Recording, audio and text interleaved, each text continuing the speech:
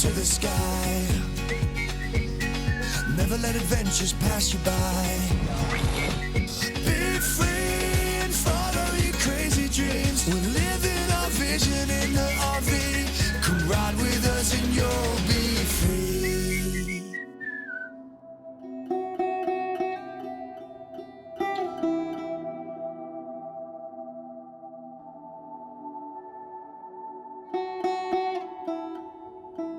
Who's a good girl, Penny? Huh? Who's a good girl?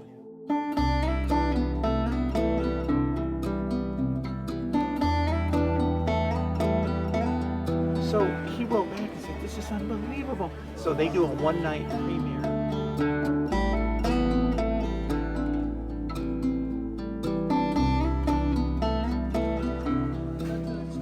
Thank you.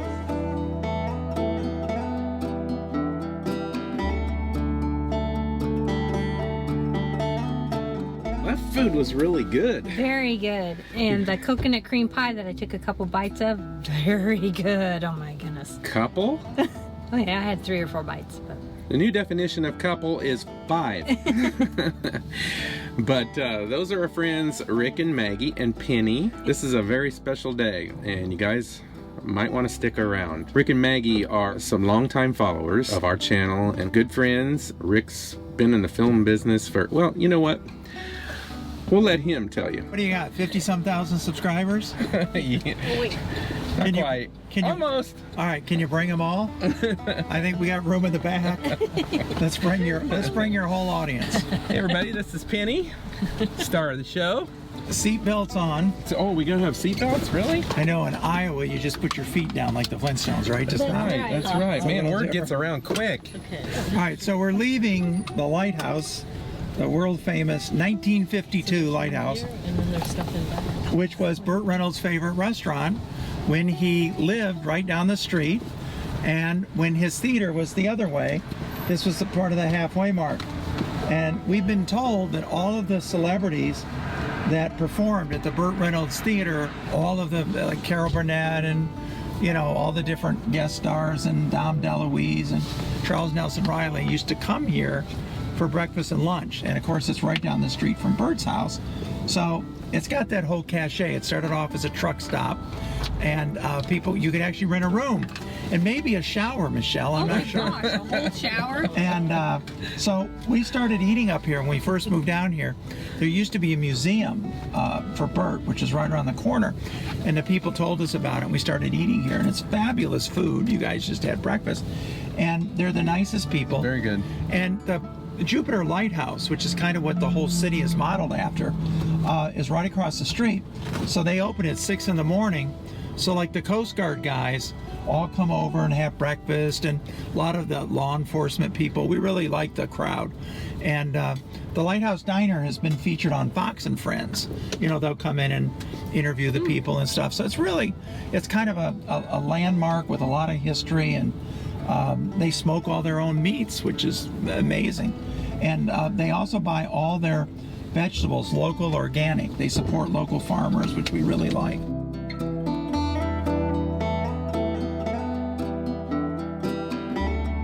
Burt, at the height of his Hollywood success, he had been raised in Florida, and he had gone to University of Florida where he got hurt as a football player, and then he came to Palm Beach State College where he started acting. Well, Burt loved Florida, even though he had a house in California and he was in Hollywood a lot, and he was traveling all over making movies. But Burt bought a huge compound, which is up here on Highway 1, which is right on the Intercoastal, just north of Palm Beach, and it's isolated. On one side is like a big nature preserve. There's a church on another, and he had his boat dock, and he had a helicopter landing pad. It's a spectacular property, and he put it up for sale. I think it was about $18 million he wanted, but it was sort of, the economy was kind of up and down. But Burt lived in this home where he had a studio, a screening room, this whole beautiful compound, until he died. And the morning that Burt passed away, he was reading lines with Todd Vittum, who was his the executive director of his acting school and his friend, and his sort of I guess a personal assistant, manager, whatever of his life.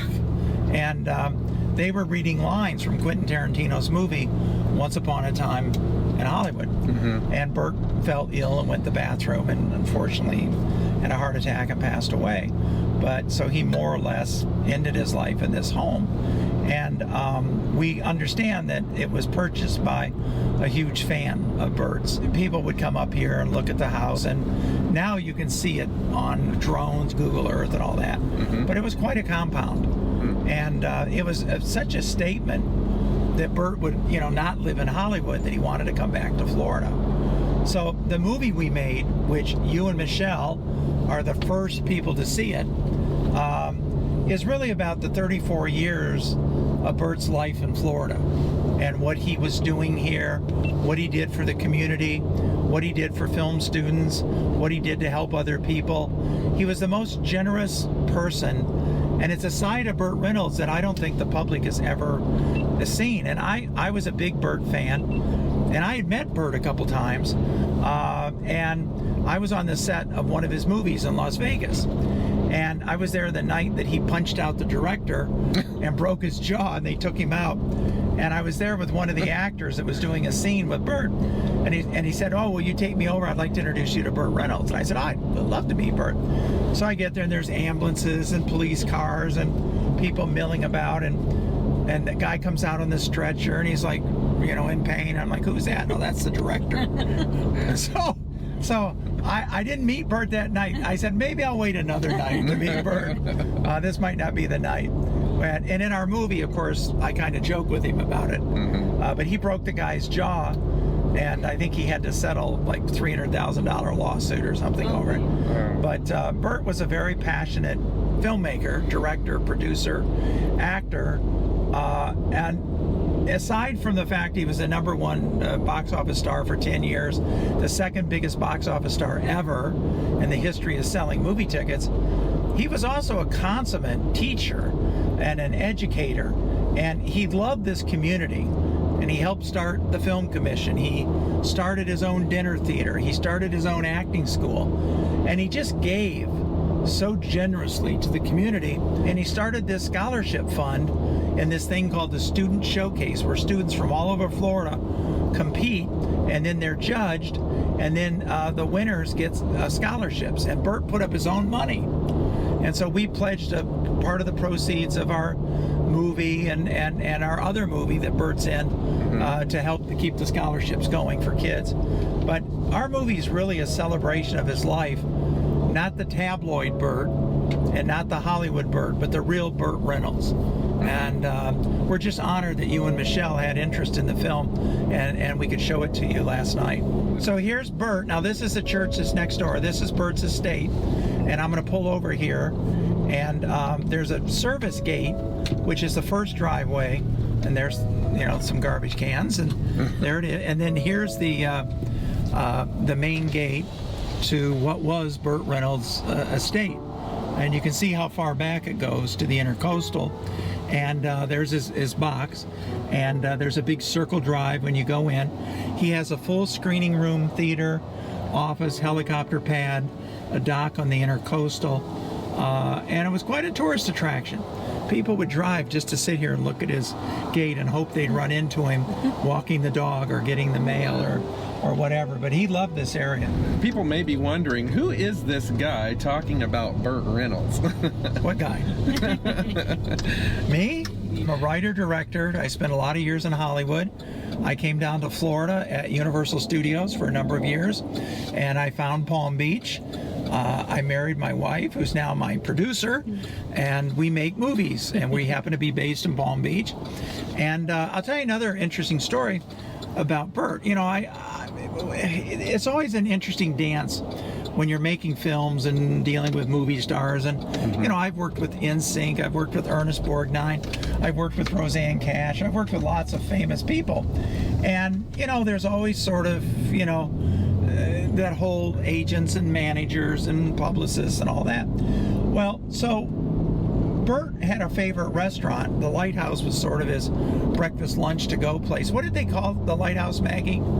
What was the truck stop? No, but they had a name. Remember when we were filming, they told us? No, the Maltz is the Miracle at the truck stop. Yeah, the Burt Reynolds Dinner Theater, they called the Miracle at the truck stop. The Miracle at the truck stop. Yeah, we just ate at the truck stop. Right. Okay. So that's the truck stop. And then the Burt Reynolds Dinner Theater was the Miracle at the truck stop. Because how could this even happen? Because Jupiter was so tiny. Oh, wow. Yeah. So this is the road Burt would drive whenever he would leave his home Okay. and come down here. Go ahead. And so I understand that where we ate today, where you were sitting, is where Burt used to sit all the time. Yes, he loved that Lighthouse Diner and all of the people that worked at his dinner theater. It started off as the Burt Reynolds Dinner Theater, and he would have Martin Sheen, Dolly Parton, the biggest stars, all of Hollywood, Farrah Fawcett. They would all come down and they would work with Burt. And sometimes Burt would direct and sometimes he would perform, and they would put on plays. And of course he had his great friends, Dom DeLuise and Charles Nelson Riley and Charles Durning, you know, some of the greatest performers ever.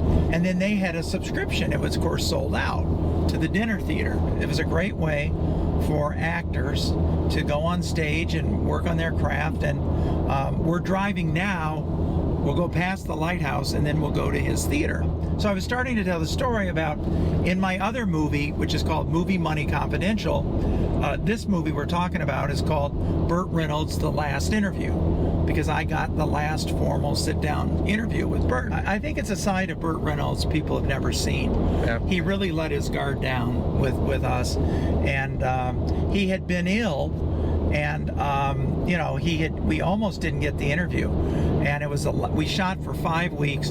It was the last day of a 5-week shoot that we got Burt at 7 o'clock at night, and he had been ill, and we weren't sure we were going to get the interview. So what happened was I started interviewing him. You've seen the movie.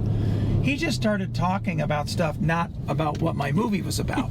And I just thought, I've spent my whole life chasing Burt Reynolds, wanting to be with Burt Reynolds.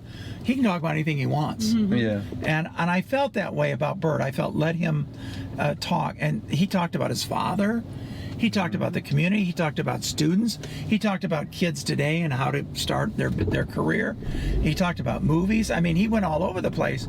And so when he passed away, we were offered $100,000 cash to just sell the interview to tabloid television. And we sat on it for about a year.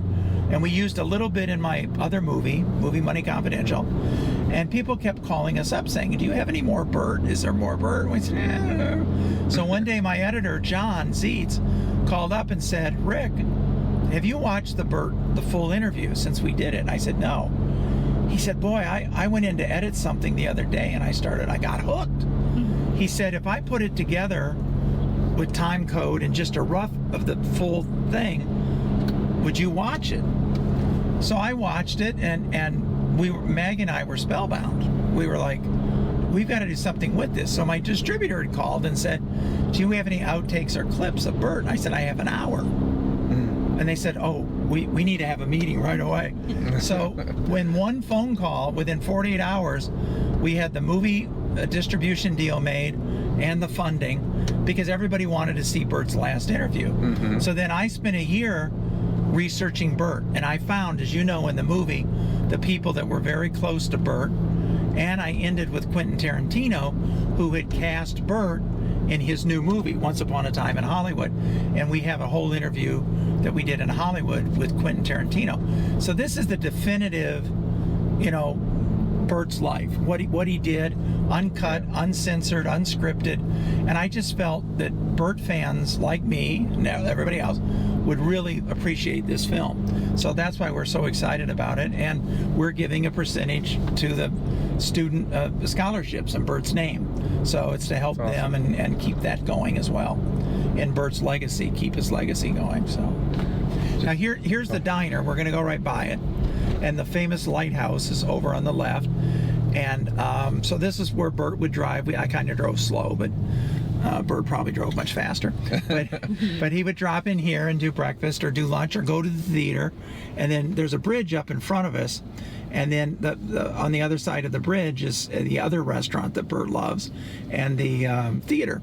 But this is the big hangout. This is where they all came. And I keep trying to start to tell you this story. I apologize for interrupting myself, but Burt has a very good friend named Jim who owns a restaurant called the Jetty, which is a fabulous restaurant. It's right across from the lighthouse. And beautiful restaurant. For my birthday, one of our executive producers and fundraisers, who's in my first movie, Ken Hickman, he and his wife said, we want to take you up to the Jetty for your birthday and celebrate. I said, great, that's one of our favorite restaurants. Maggie and I had been there and we really loved it. And you sit outside overlooking the inlet of Jupiter and the Jupiter Lighthouse. And it's very romantic. So I went up for my birthday and they seated me next to Burt Reynolds for my birthday. And Burt wished me happy birthday. That's the kind of guy he was. Just unbelievable. And of course, you know, I'm saying, well, Burt, I want to pitch you movies, Burt. But you have to be careful, you know, and it took time over time, and we eventually got to where we had something we thought Burt would be interested in. And we were able to get him to do the interview. My producer, Scott DuPont, had met Burt and given him a Lifetime Achievement Award for the Florida Motion Picture and Television Association. So he had met Burt, and he and his mother, they grew up on Jupiter Island, and his mother was a subscriber to the Burt Reynolds Dinner Theater. So Scott was kind of a Burt Reynolds nut. So we just kept persisting, and eventually we got Burt to do the movie, and it's a blessing, and I feel very indebted to Burt to make sure that people know who he was, what he did with his life. And I think it's somebody told me, the distributor actually, Kyle, said, there's something unique about your film. I'm very sad about Burt, that he died, but it's a very inspiring film. And I think one of the things I love about you guys and why we're big fans of your show is that it's so inspiring. It looks for the positive, and you guys are so positive. And I think in our world right now, there's so much negativity. There's so much tearing everything down, whether it's America or someone like Burt. And in my interview in the movie, Burt was upset over some articles that had been written that weren't true. And I just felt that I was blessed to have this interview with Burt, and we have to do everything we can do to let his fans know this is the real Burt Reynolds. And unless you live here, you just don't know the impact. We're going to drive by a park, the Burt Reynolds Park. They name parks after him. They name roads after him. This community loved Burt, and he supported this community tremendously and was very generous and very giving, and he loved Florida. And so I think it was very fitting that we connected at the end, and we can tell that story. The one thing he said that resonated was he loved the fact of what he did and how it brought joy to others. And that's exactly how we feel, even with our channel. You know, those that it brings joy to is really what keeps you going. Well, I think that's the mission, and I think that's what you do so well on your show, and why Mag and I became fans of your show, and eventually we contacted you, and because we just liked you guys so much. And now that we've gotten to know you, you guys are unbelievable people. And I think, Brian, you're very modest. You'll probably cut this out, but I think you're a great filmmaker. I think I'm leaving that in. I think you're a great filmmaker, and to any of the people that watch your show or watch this, I think these YouTubers that are making these videos like you guys are the future filmmakers. I think that's the best training in the world. Stanley Kubrick said, you want to learn how to make a movie, pick up a camera. And there's a lot of people that think film school is, it's nice, but Sylvester Stallone didn't go to film school. Jim Cameron didn't go to film school. Spielberg couldn't get accepted at USC or UCLA film school. He went to Long Beach State. So a lot of great filmmakers come from the streets, and I think these people making YouTubes are the whole new generation of the next generation of the Jim Camerons and the Spielbergs, and people like you, Brian, that are making videos. And YouTube is the greatest vaudeville for filmmakers ever. It's tremendous. People ask me this a lot when I go speak to film classes or I do these podcasts. People say to me, what would you advise young people or people that want to get in the movie business to do today? I'd say, first of all, you don't have to move to Hollywood. I did, because in the old days, that's what you had to do. But today, the business is so fractured and spread out, you can be a regional filmmaker. You don't have to go to Hollywood. That's the first thing. And the second thing is, go make YouTube videos. I would be making YouTube videos today if I was just starting out. This was Burt's favorite dinner restaurant, where people are very impatient and like to honk at you.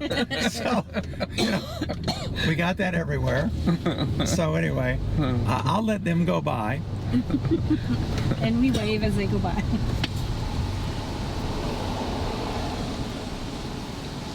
What exactly does the middle finger mean? It means you're number one. So now, so this is the Jetty restaurant that was a favorite of Burt for dinner, and where he wished me happy birthday. It was very, very helpful and meaningful, encouraging, and that's just how Burt was. And I just thought it was unbelievable. So I'm going to drive around here and see if maybe we can see a little something on the side. But there's an indoor part of the restaurant, but on the outside, anybody that ever comes to Jupiter, this is one of the great restaurants. Unbelievable. They open at 5 o'clock. They used to be open for lunch, but they open at 5, 7 days a week, and it's out on the Intercoastal. So then you might be interested in a great place that, if we have time, maybe in another visit, whenever. But this is Joe Namath's new restaurant, which is fabulous, 2 doors over from the Jetty. And upstairs is a beautiful rooftop bar where you can see the lighthouse and you can see the whole Intercoastal. And there's a very elegant downstairs restaurant, which I think is called Beacon, down here. We're driving through the valet stand now. And then on the other side, there's a fish market. So there's 3 restaurants here for Joe Namath fans, and Joe comes nightly in the afternoons, or early evenings, I guess, and is generally here. And hey guys, and this is the other one, which is, we've not been here, but we've heard it's terrific. The Lucky Shuck Oyster Bar and Tap House. That's funny. And that's Joe Namath's place. Okay. And then a great tip for all your viewers and for you guys, they have a boat. You can actually go out on a boat ride here, and it's like, what is it, half an hour, Maggie? Yeah, for like $20 or something. Yeah, $25 for half that. Yeah, and So it's they have right a here, longer and they one, give too. you a tour. You probably go right by Burt's house. You can go by everything and see the Intercoastal, and it's very nice. Very cool. So you were saying that Joe Namath is usually here himself. Yeah, in the he comes in the evenings and greets a lot of the people, and he's here a lot. And the name of the place is officially, there's a sign right up here. What do they call it? It's something, Charlie and Joe's or something. What is it? Let's see. Charlie and Joe's at Love Street. Right. And Love Street used to be a fishing dock, and the fishermen come in, so that's why they have the fish market. So if you're here at the end of the day, all the fishermen come in and unload their fish and stuff. It's really nice. And they have a whole outside area, deck area, you can walk around, and it's really very pleasant. And this parking lot will be filled and traffic will be backed up for miles tonight. And this is still considered Jupiter? Yes, this is Jupiter, and Joe Namath lives here. And by the way, he was a very good friend. As you saw, there's a picture of Joe in my movie with Burt. They were very close friends, and they both did a lot for local charities in this community. And so they asked Joe about building this restaurant at his age. And Joe said, "Hey man, I'm not even in the 4th quarter of my life," which I thought was a great quote. Yeah. And but Joe, we have a lot of celebrities that live here, and they love this area. And as in my movie, Jupiter was kind of a wide spot in the road when Burt first, opened his theater and stuff. But it's developed over the years, and it's become quite an amazing place that people live, and great restaurants, and great, the theater's still flourishing, as you saw in my movie. And this is another great place, Guanabana. Am I saying it right, Maggie? It's for guanabanas. Guanabanas. You can Lots of see fruit. it's impossible to get in. It's one of the top places. But if you want, Brian, if you want, I can stop here if you want to go in and just take a picture. No, I'll go grab something to eat, but you guys stay here a while. He's gonna have dreams. It's worth a walk. You can walk straight through and see it.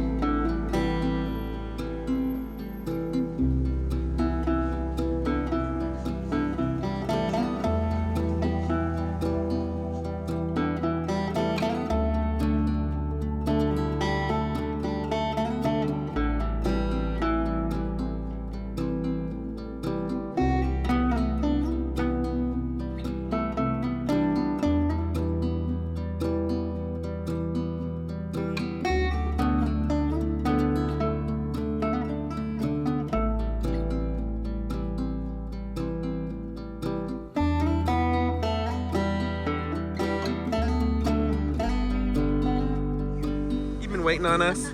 Huh? They're open for breakfast, lunch, and dinner. Fabulous place. Great people. Tomorrow, breakfast? Maybe. Maybe. Yeah. You mind sharing with everybody how you got started? Who was the first star you met? I grew up in Michigan, and I was very ill as a child. I had a lot of problems and was in the hospital a lot and couldn't play sports for a while, and watched a lot of movies and a lot of TV shows. And you know, I would always tell people I was going to go work in the movie and TV business, and my teachers and my pastor and my parents said, no, you're not. And everybody pretty much discouraged me my whole life. But the first movie star I met was Michael Landon. He came to Flint, Michigan, and he broke his hand. And I have a picture. I'm about 8 years old and, you know, look like some dorky kid. And Michael Landon's got his arm around me. It's the coolest thing. Oh, and wow. later I would become friends with his best friend, Harry Flynn, who was my publicist and Michael's publicist. And I would circle back around, and Michael's lawyer, Michael Donaldson, now represents me. So I was about 8 years old maybe when I met in my whole life kind of circled back around. I was a huge fan of Ernest Borgnine, and I loved the TV show McHale's Navy. And so I tried really, really hard to meet Ernie Borgnine. He came to my town, and they had a McHale's Navy movie premiering in a drive-in movie theater. It was kind of weird. And so I finally cajoled my parents, this would have been the mid 60s, to take me, and we waited in a line for about a mile. And of course you couldn't get anywhere near Ernest Borgnine. Later, when I went to Hollywood, my publicist Harry Flynn represented Ernest Borgnine. I met him and was able to make a movie called Hoover that I wrote and directed with Ernest Borgnine. And we became great friends.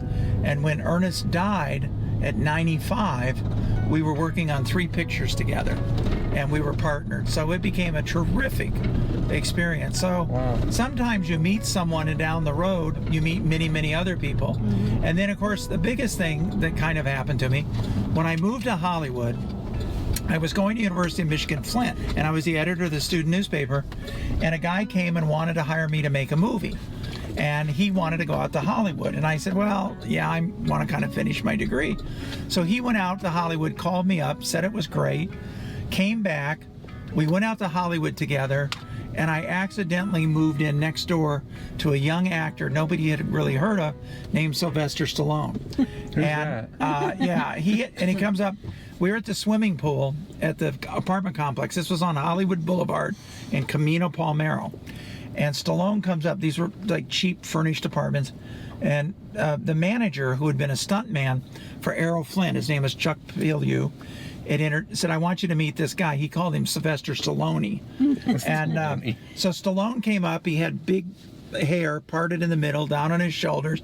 He drooled because he was born in Hell's Kitchen, and they'd left an instrument in and it deformed, which he's since fixed. And he was wearing a bright yellow t-shirt and day-glow shorts. He goes, hey, I got a little low-budget fight film, man. You want to come see it? It's called Rocky.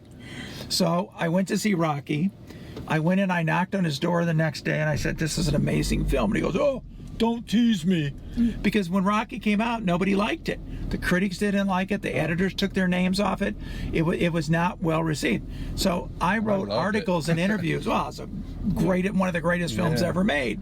And so Stallone was very good to me, and I worked on different pictures with him. I worked on his next film, Fist. He got me a position, and I was able to work on that, and I got to hang out with him and sort of, you know, see this whole thing that happened. And then he introduced me to Talia Shire, who played Adrian. Yo, Adrian! Yeah. Remember, he opens the window. Yeah. Paulie, your sister's with me. She's fine. Great scene in Rocky. And so I got to be friends with Talia Shire, and then she had me do everything from reading scripts to babysitting to helping her. And then that led to another thing. And then she introduced me to an actress, and you know, that we started dating. And then I was totally ingratiated into Hollywood. So what happens is you meet people by accident, and you sort of connect with the right people, whether it's fate or whatever. And then I decided to finish my degree in Hollywood, and then I went on and got a master's degree in screenwriting.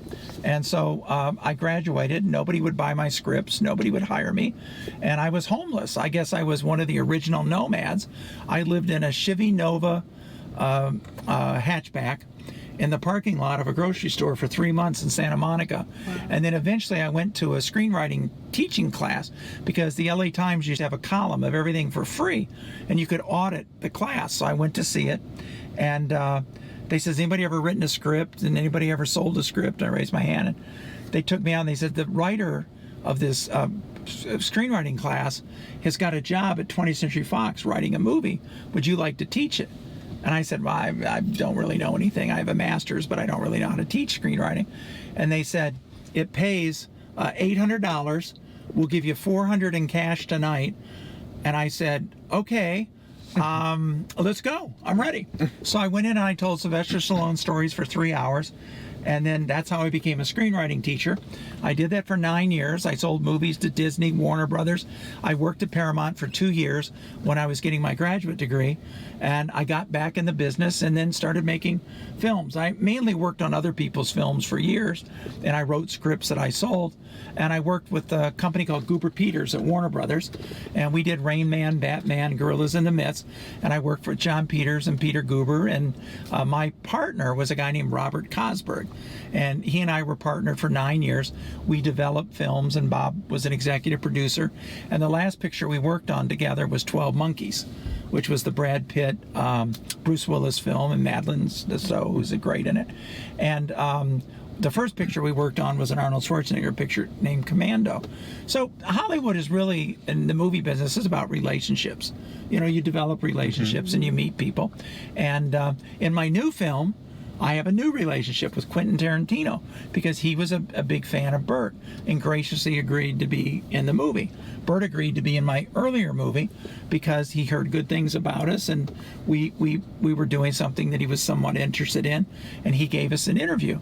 And I just find the old-fashioned be good to people, write passionate letters, call people, respect everybody, and if it's to be, it'll be. And I've been very blessed to work with people, and I've loved them all. I directed Roseanne Cash in her first movie, and she's now a major, country artist, and I love her. She's adorable, and she's a great person. She was studying at Strasberg, where I was. I first thought I wanted to be an actor, so I went to the Lee Strasberg Institute, and for about a year, I was an actor and I did a lot of films, but it really wasn't what I wanted to do. I really wanted to be behind the camera, and I wanted to write. And then as I became a writer, I didn't like what people did with my scripts. I didn't think that they were, true to the screenplay.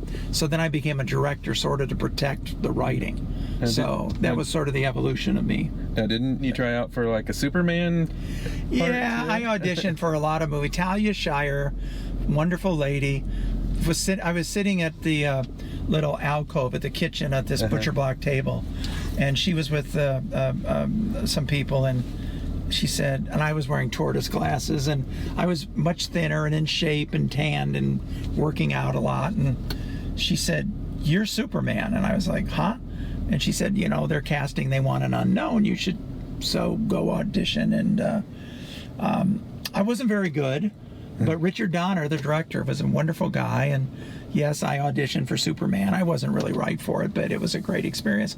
And I later got to know Christopher Reeve, who got the part, and I would always tease him that, if I wanted it, I could have had it, And he told me what he had to do to bulk up and what he had to go through to do the part.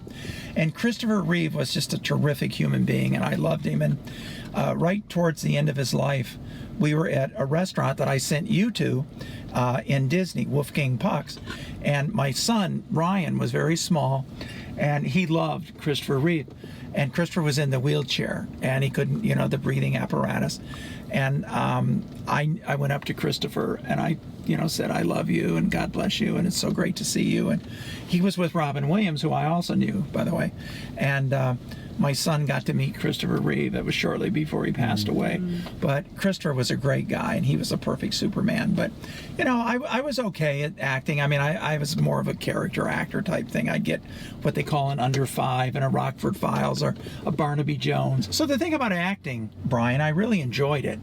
But, you know, you sit around most of the day. You might work an hour and spend 7 hours waiting. And, you know, basically I was an extra and I had small parts, what they call under 5 lines, so they wouldn't have to pay you a certain amount.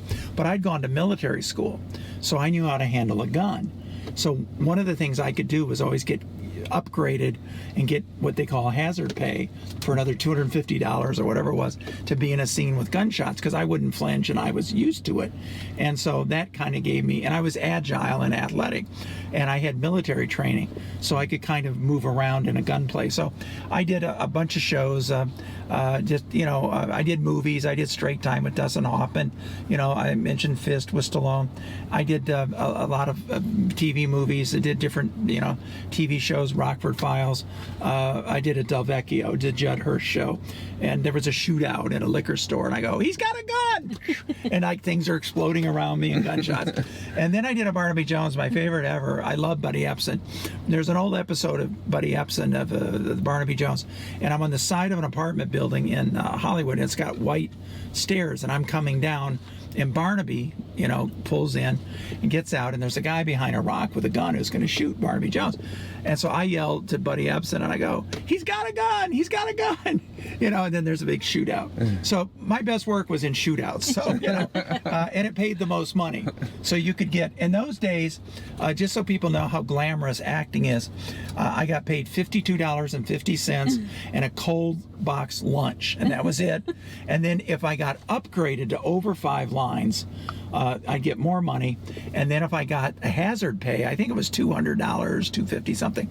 If I was in like a stunt or a gun, shootout, which is what was on most TV shows in that era, in the mid to late 70s when I did most of my acting, that was fun, and I enjoyed it. But then I'd sit around and I think I did a policewoman. Angie Dickinson was wonderful, but it was a great time. And they don't do that many shows anymore, and it's a lot of reality shows now and different things.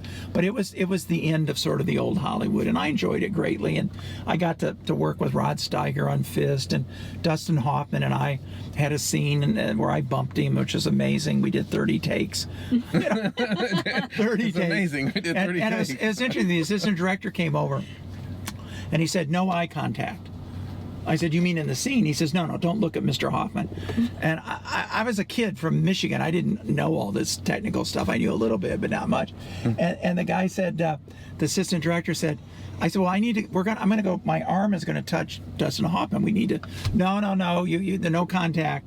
You can't talk to Dustin. I said, "I'm doing a scene." He said, "No, that's just the way it is. No eye contact."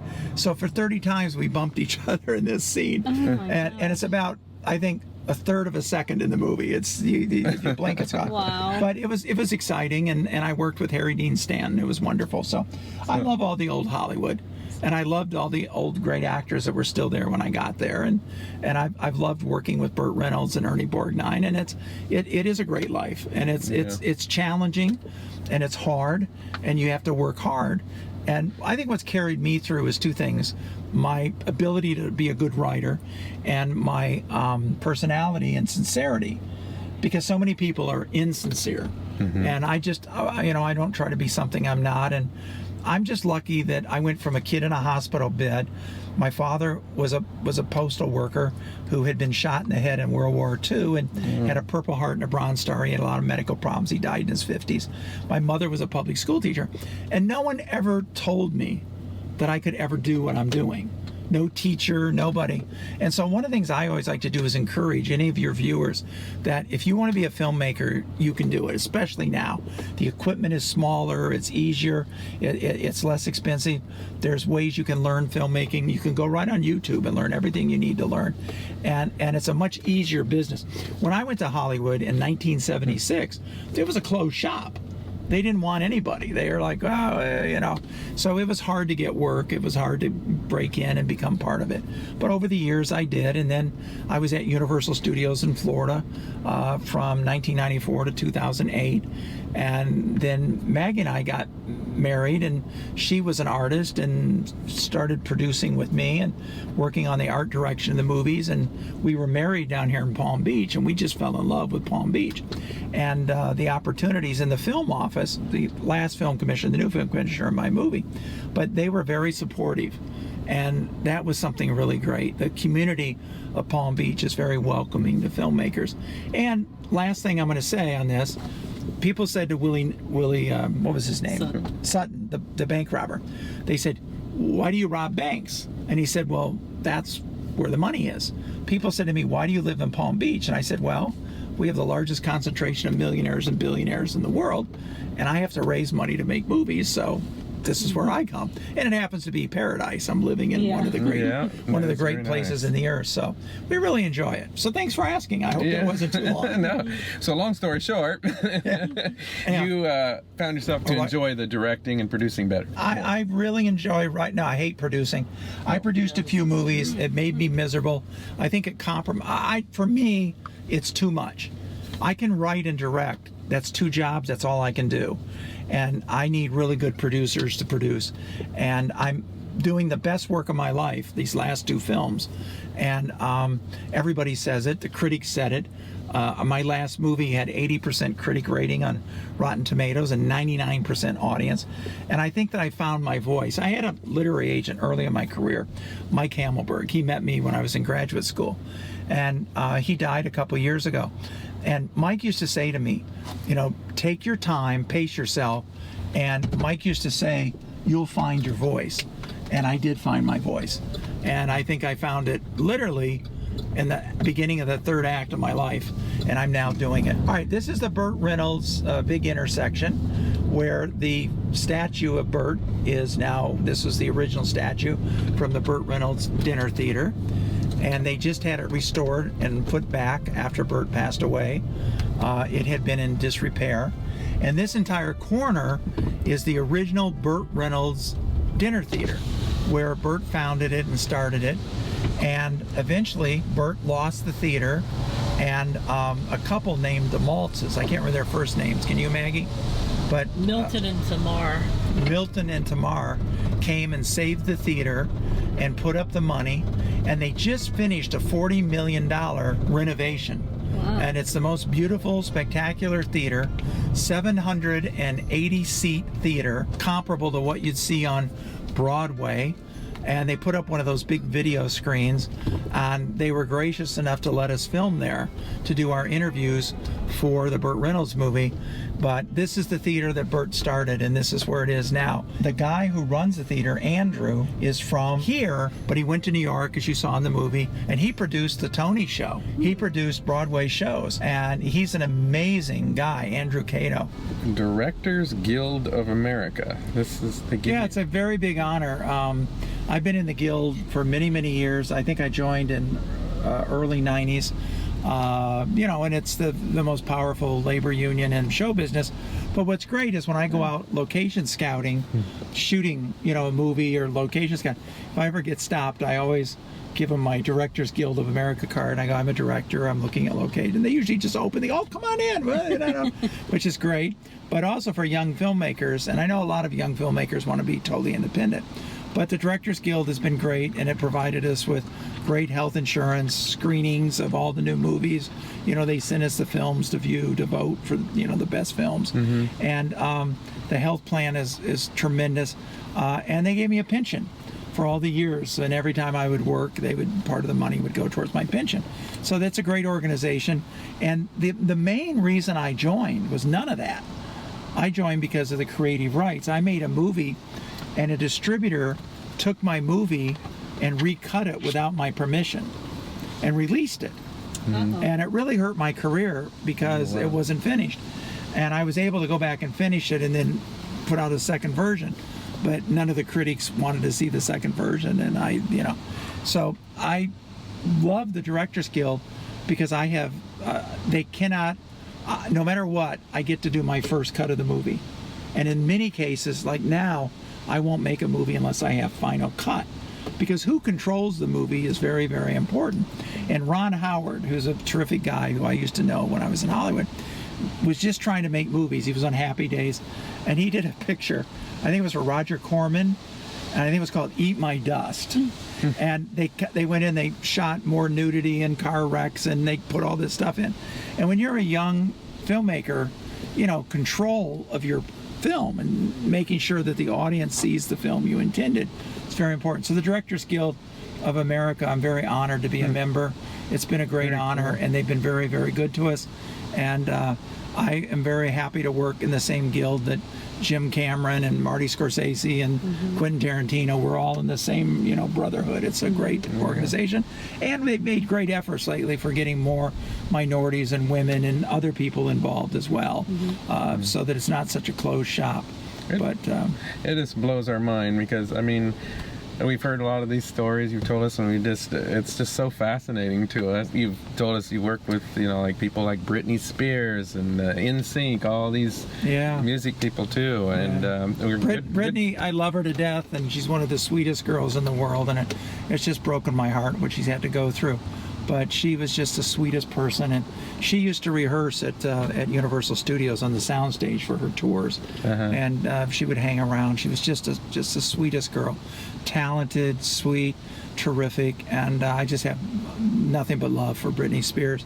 And NSYNC was very good to us. We did a video for them, a documentary, and they were able to help us out and put everybody on the payroll. And this was when they were in the cover of Rolling Stone, and they did the Bye Bye Bye tour. They were very, very big, and we got to know Joey Fatone really well, and Joey's father, Joe Fatone, who used to be a bebop artist and performer. But it's all really fascinating. During the pandemic, I was telling you off camera, I kind of, sometimes it's like, I'm not Steven Spielberg or I'm not Jim Cameron, but I've had a great life. I've had a terrific opportunity to work with talented people, see a lot of my work, be out there and be successful, and it's been awesome. And I'm now in, I don't Joe Namath has 4 quarters in his life. I see my act as 3 acts. I'm now in the act 3 of my life. I want to make the best films I've ever made, and I want them to be my films. And so it's just very, very gratifying to have you be supportive of the Burt film and watch it. And again, it means everything to us and to all the people out there that I hope I've done Burt right and done the best possible film I could. Burt is very proud, I'm sure. Yes, he would be.